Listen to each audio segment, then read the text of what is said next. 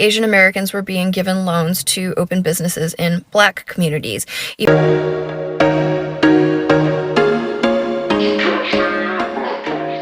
Hi and welcome back to my channel. So guys, I found this interesting video on TikTok that I want to share with you. I mean, why not?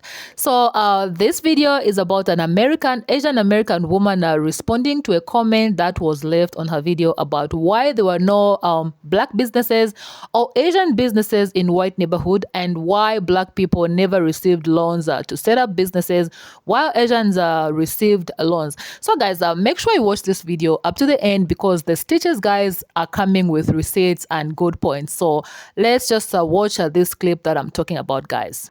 Yes, this is really important. Asian Americans were redlined from opening businesses in white neighborhoods because white people didn't want Asian Americans operating in their neighborhoods and didn't want Asian Americans profiting off of white people. But because the positionality of Asian Americans is weaponized to oppress Black people, Asian Americans were being given loans to open businesses in Black communities, even though Black people were not able to receive loans to open businesses in their own communities.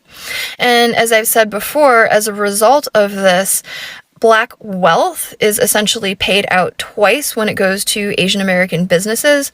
Once when the individual pays for the goods or services, and then again when the Asian American business owner removes the profit from the community.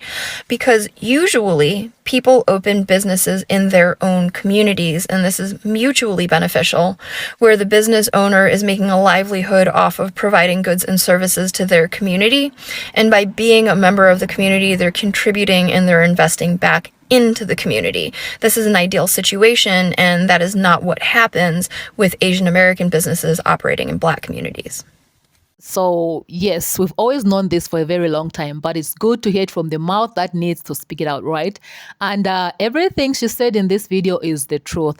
Let's just stretch it a little bit, because it's not just the Asian community, it's the people of color, minorities, and the newest one, BIPOC. So it's any of those groups, right? And we see it in the Black community. We see who owns the businesses in Black communities. And she's right. Gosh, I hate to say this. It is done to extract wealth from the Black community and to be spread among the communities where these groups live. I stand to be corrected on that one. Please leave your own thoughts in the comment section below, and let's just get into the stitches. Yes, this is really important. Asian Americans were redlined from opening businesses in white neighborhoods. What up, TikTok? So, 3-minute warning. Y'all know I don't like making them long unless I got to. So, go back and look at what she's talking about, right? Her saying that makes everything else make sense. Ever since we've been accepted into this country, anyone who is or has any tint to their complexion was always ostracized in this country, right?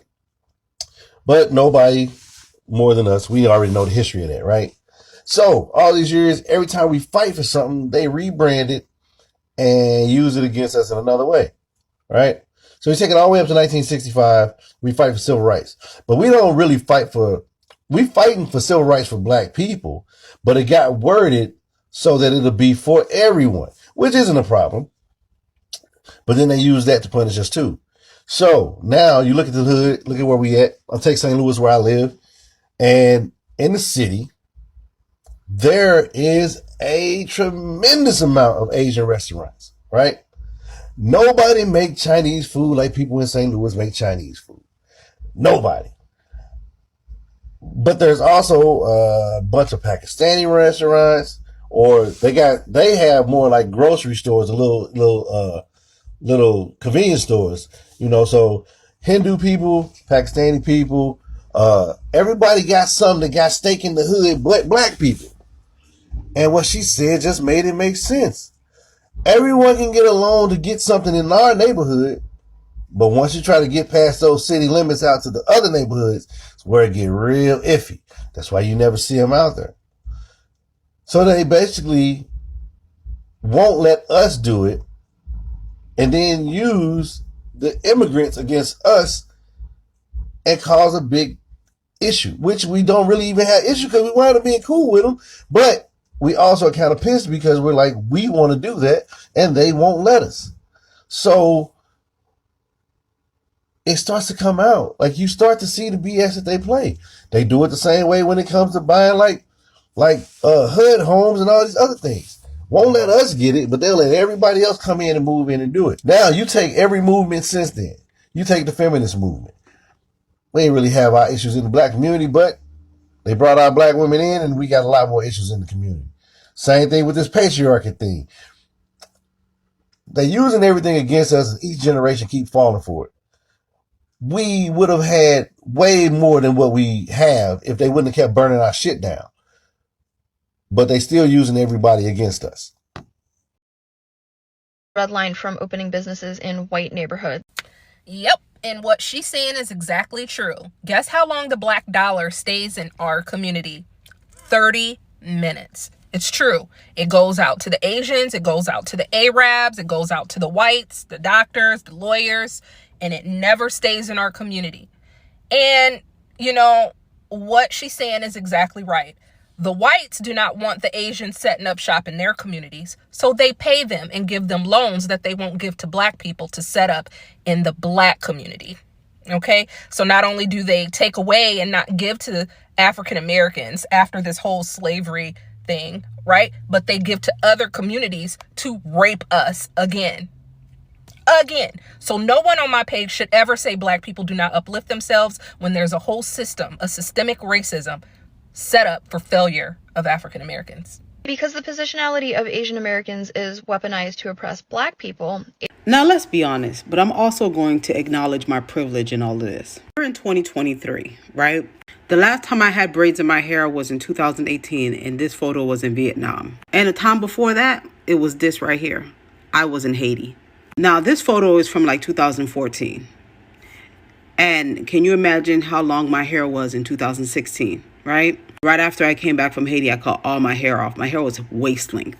Yeah, I'd be coming on TikTok with a bonnet on, and we are still in winter, so I'll be having my hair covered. But 99.9% of the time, a version of one of these is what I am every single day. I commend the Asian woman's transparency and honesty. But as black people, we knew this information already. So the one question that I have, even though I already know the answer, with asking her this and her answering the way she answered, even though we already knew this, what do you guys plan to do with that set of information? Especially with the situation that's going on in Pennsylvania, right? With the black man who opened the beauty supply store himself to sell products to his community, and now is being told by the wholesaler that I cannot sell to you because the Asian beauty supply stores around you has teamed up and said they're not going to purchase from me. Now, I acknowledge that I don't wear a weave. I do. And that I use this to wash my hair. However, I do use black-owned products as leave-in conditioners, deep conditioners. Asian beauty supply stores are not the only place that you can buy black-owned hair products or black hair products, period, right? Walmart and Targets, these conglomerates are actually putting small businesses in a situation where they're going out of business. However, are they stopping the ability for a black business to get these products so they can sell to their community if we want to just walk into that business? No, right? But you have Asians who have bought our products in bulk, right? And have, imported products from China or wherever else, like our combs and the barrettes and the things that we use in our hair, so they can sell it to us, right? Which is also stopping black people from selling to us. Like, what are we going to do with that? What are we planning to do with that? Now, I acknowledge that I don't wear a weave. I do. I'm not even relaxed, right? I acknowledge that. But we have to also acknowledge that we are the ones that can stop this shit from happening. But we would choose our aesthetics before our community. And though black people were not able to receive loans. Okay, if you have not watched that video, I want y'all to go watch that entire video, okay? Go watch the entire thing and then come back here. And I look crazy. I'm just waking up. But y'all, I had to speak on this. I have to speak on it. So the two things that I want to talk about and highlight that she spoke about in that video was the fact that the government pays Asians to open up and give them money to open up businesses in low income, struggling Black communities, because they do not want them in white communities. They do not want their businesses. They don't want them opening up. They don't want them in their communities, so they put them in our communities. And the importance are why that is such a detriment to the communities that they are in. Now, them not giving us money to open up businesses and be in our own community. Let's talk about that. This is not something that is new. I want y'all to understand that this has been going on for a very long time. Okay, I'm from the South, and just for what I can remember, and I'm almost 30. I was born in 93. I went to school with 2 Asian brothers, okay, in middle school. And I went to school with 2 Arab brothers in high school. Now, the Asian brothers, they did not stay here long. They were here long enough for them to get to high school. And then they went back to China. No, one of them, the youngest one, went back. I believe the oldest one stayed long enough to get to college, so to go to college, and then he went back to China. They are not here anymore.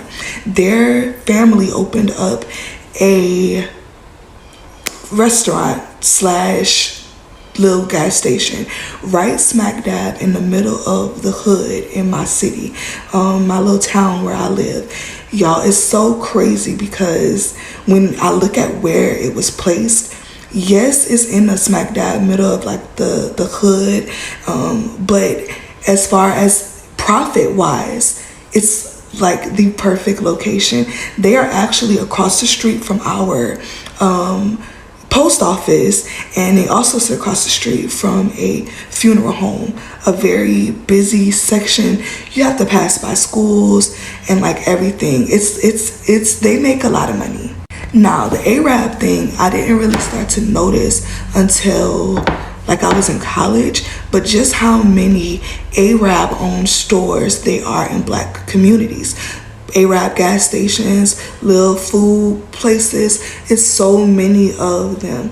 Why is it that they're always in the Black communities, but when you go to these upper echelon communities, they're not in their communities, okay?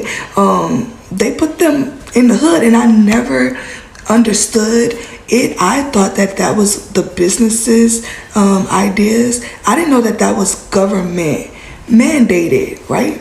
Now, the detriment that does is because if you watched her other videos, she spoke about and said that for them, it's the business is paid and makes money once we go into these communities and we're giving them their money.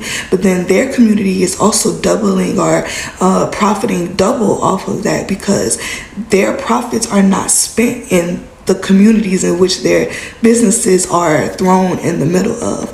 They're making all of this money from the people within these communities, but they don't give back to the community. They don't spend that money within the community. They're not reinvesting that money. They're getting that money, they're taking their profit, they're taking your money, and they're sending it back to their families. They're taking your money and they're getting it up out of here. Now, what's important for that for me is because there's so many people on this app, on YouTube, selling courses and business credit and Airbnb business hustles and buy this ebook and buy this course, of them trying to give you the master's tools and telling you that that's how you're going to be free. And I want for us as melanated folks to understand that that's not ever gonna work for us. We can't take their tools and use them against us. Why would you want the oppressor's tools anyway? BFFR. And that's all I had for you guys in today's video. Please leave your own 2 cents, leave your own thoughts in the comment section below. Like this video, subscribe to this channel if you have not subscribed, turn on your notification bell so that every time I upload a new video, you will be notified. I will definitely see you in my next video. Peace.